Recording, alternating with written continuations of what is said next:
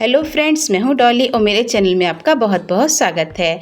तो आज मैं आपके लिए लेकर आई हूं बहुत ही टेस्टी और क्रिस्पी वेज सैंडविच। तो अगर आप चाहें तो इसे बच्चों के टिफ़िन में भी रख सकते हैं, क्योंकि अगर आपने बच्चों के टिफ़िन में इसे एक बार बना के रख दिया तो यकीन मानिएगा कि बच्चे आपसे रोज़ फरमाइश करेंगे इसे बनाने की। और आप चाहें तो इसको शाम की हल्की फुल्की भूख के समय भी बना सकते हैं। तो मेरी रेसिपी अगर आपको पसंद आए तो इसे लाइक शेयर ज़रूर कीजिएगा और मेरे चैनल को सब्सक्राइब करना ना भूलें। और ज़्यादा से ज़्यादा आप इसे अपने दोस्तों रिश्तेदारों को शेयर भी करें। तो चलिए बनाना शुरू करते हैं। तो वेज सैंडविच बनाने के लिए सबसे पहले हमें इसकी स्टफिंग बना के तैयार करनी है। तो हम गैस पर एक कढ़ाई रखेंगे और उसमें हम डालेंगे 2 बड़े चम्मच के करीब तेल। तो तेल को हम अच्छे से कढ़ाई में फैला देंगे। तो जब तेल हमारा गर्म हो जाएगा तब इसमें हम डाल देंगे बारीक कटे हुए लहसुन 1 छोटा चम्मच के करीब, और 1 छोटा चम्मच ही हम इसमें डाल देंगे कद्दूकस की हुई अदरक, और इसको हम हल्का सा भूनेंगे। अब इसके बाद में हम इसमें डाल देंगे बारीक कटी हुई प्याज, कम से कम 2 बड़े चम्मच के करीब, और प्याज को भी हम हल्का सा भून लेंगे। लेकिन हम इसको ज़्यादा नहीं भूनेंगे, बस इतना भूनेंगे कि इसका जो कच्चापन है वो चला जाए। अब इसमें हम डाल देंगे 2 बारीक कटी हुई हरी मिर्च।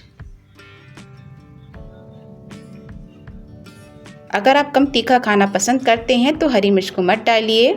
अब इसके बाद में हम इसमें डाल देंगे बारीक कटी हुई शिमला मिर्च, और बारीक कटी हुई हम इसमें डाल देंगे पत्ता गोभी। तो अब इसके बाद में हम इसमें डाल देंगे कद्दूकस की हुई गाजर। तो सब्जियों की क्वांटिटी आप कम भी कर सकते हैं और ज़्यादा भी कर सकते हैं, लेकिन अगर आप इसमें ज़्यादा सी सब्जियां डालेंगे तो बच्चे इसी बहाने सब्जियां भी खा लेंगे। क्योंकि बच्चे वैसे तो सब्जियां खाना पसंद नहीं करते हैं, लेकिन अगर आप उनको सैंडविच में लगा के देंगी तो बहुत ही आसानी से खाना पसंद करेंगे। तो अब इसमें हम डाल देते हैं लाल मिर्च का पाउडर आधा छोटा चम्मच के करीब, और धनिया पाउडर डालेंगे आधा छोटा चम्मच, और नमक डाल देंगे अपने स्वाद के अनुसार। और इसे हम 1 से 2 मिनट तक हाई फ्लेम पे भूनेंगे। तो सब्जियों को हमें ज़्यादा पकाना नहीं है। तो सब्जियां हमारी पक चुकी हैं। तो चलिए अब हम गैस को बंद कर देते हैं और इसको ठंडा होने देते हैं। तो जब तक हमारी सब्जियां ठंडी हो रही हैं तब तक हम ब्रेड पे लगाने के लिए एक सॉस बना के तैयार करते हैं। तो यहाँ मैंने कम से कम 4 बड़े चम्मच के करीब एगलेस मेयोनीज लिया है।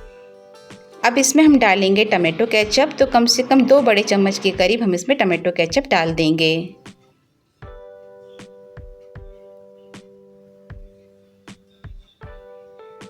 और 1 बड़ा चम्मच के करीब हम इसमें डाल देंगे ग्रीन चिली सॉस। ये सॉस बिल्कुल मार्केट की तरह बनके तैयार होता है। जिस तरीके से आप मार्केट का बर्गर खाते हैं तो उसमें जो सॉस लगा होता है वो इसी तरीके से बनाया जाता है। तो अब इसमें डाल देंगे हम कश्मीरी लाल मिर्च पाउडर 2 बड़े चम्मच के करीब, और इसे हम अच्छे से मिला लेंगे।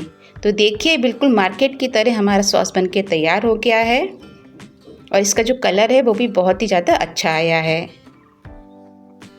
तो चलिए हम देख लेते हैं हमारी जो सब्जियां हैं वो भी ठंडी हो चुकी हैं।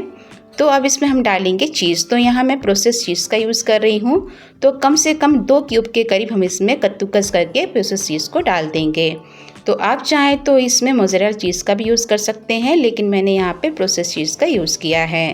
तो चीज़ डालते समय आप इस बात का ध्यान ज़रूर रखें कि सब्जियां बिल्कुल ठंडी होनी चाहिए, क्योंकि अगर वो ज़रा सी भी गर्म रहेंगे तो जो चीज़ है वो पिघल जाएगी। तो अब इसमें हम डाल देते हैं थोड़ी सी मिक्स हर्ब, और थोड़ा सा हम इसमें डाल देंगे चिली फ्लेक्स। तो अगर आप चाहें तो इसमें पनीर के छोटे छोटे टुकड़े करके भी इसमें डाल सकते हैं। तो जो भी आपको बच्चों को खिलाना है वो आप इसमें डाल दीजिए, तो बच्चे इसी बहाने खा लेंगे। तो हमने इसे अच्छे से मिला लिया है। तो चलिए अब हम इसके बाद में ब्रेड ले लेते हैं। तो यहाँ मैंने वाइट ब्रेड का यूज़ किया है। आप चाहें तो ब्राउन ब्रेड या फिर जो मल्टीग्रेन ब्रेड आती है वो भी ले सकते हैं। तो जो हमने सॉस बना के तैयार की है वो हम ब्रेड के ऊपर लगा लेंगे, और इसे हम अच्छे से फैलाएंगे। तो ब्रेड को अच्छे से कवर कर दीजिए। तो हमने सारी ब्रेड पे सॉस लगा लिया है। तो अब इसके बाद में जो हमने स्टफिंग बना के रखी थी वो हम इसके ऊपर रखेंगे, और स्टफिंग को हम अच्छे से फैला देंगे और ब्रेड को हम अच्छे से कवर कर देंगे। तो इसी तरीके से हम दूसरी ब्रेड पे भी इसको लगा लेंगे। इसके बाद में हमने यहाँ प्याज के लंबे टुकड़े करके रखे हुए हैं। तो इन टुकड़ों को भी हम स्टफिंग के ऊपर लगाएंगे। टमाटर के भी लंबे टुकड़े काटकर हम इसके ऊपर लगा देंगे। अगर आप चाहें तो इसको गोल टुकड़ों में भी काट के लगा सकते हैं।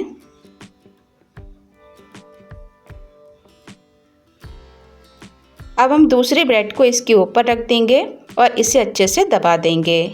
और अगर आपके बच्चे ज़्यादा चीज़ खाना पसंद करते हैं तो आप स्टफिंग के ऊपर चीज़ स्लाइस भी रख सकते हैं। आप एक बार इस सैंडविच को बना के ज़रूर देखिए, यकीन मानिए आपको ये बहुत ही ज़्यादा पसंद आएगा। तो चलिए अब इसको हम सेकते हैं। तो हम गैस की तरफ चलेंगे और गैस पे हम रखेंगे ग्रिल तवा, जिससे कि हमारा जो सैंडविच है वो देखने में भी अच्छा लगेगा। और इसके ऊपर हम डालेंगे बटर और बटर को हम अच्छे से फैला देंगे। अगर आप चाहें तो इसको देसी घी या फिर तेल में भी बना सकते हैं, लेकिन अगर आप इसको बटर में बनाएंगे तो इससे सैंडविच का जो कलर है बहुत ही ज़्यादा अच्छा आएगा और वो बहुत ही ज़्यादा क्रिस्पी भी बनके तैयार होगा। तो ब्रेड को हम इसके ऊपर रख देंगे और धीमी आंच पे हम इसको सेकेंगे। हमें इसको बिल्कुल धीमी आंच पे सेकना है, जिससे कि ये बहुत ही ज़्यादा कुरकुरा बनके तैयार होगा। अब इसके ऊपर हम लगा देंगे बटर और बटर को भी हम अच्छे से फैला देंगे, जिससे कि जब हम इसको पलटेंगे तो पलटने के बाद में दूसरी साइड भी बढ़िया सा गोल्डन ब्राउन हो जाएगा। तो 2 से 3 मिनट बाद हम इसको पलट देंगे और पलट के हम इसको दूसरी तरफ भी सेक लेंगे।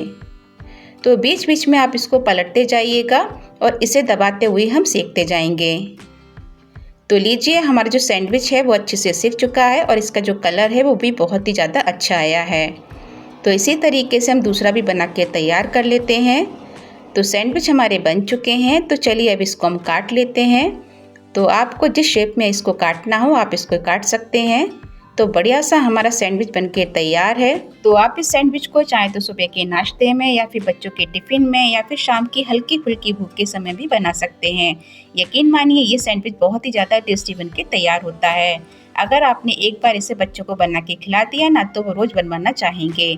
तो मेरी रेसिपी अगर आपको पसंद आए तो इसे लाइक शेयर ज़रूर कीजिए और मेरे चैनल को सब्सक्राइब करना ना भूलें। तो फिर से मिलूँगी एक नई रेसिपी के साथ में, तब तक के लिए bye bye and take care.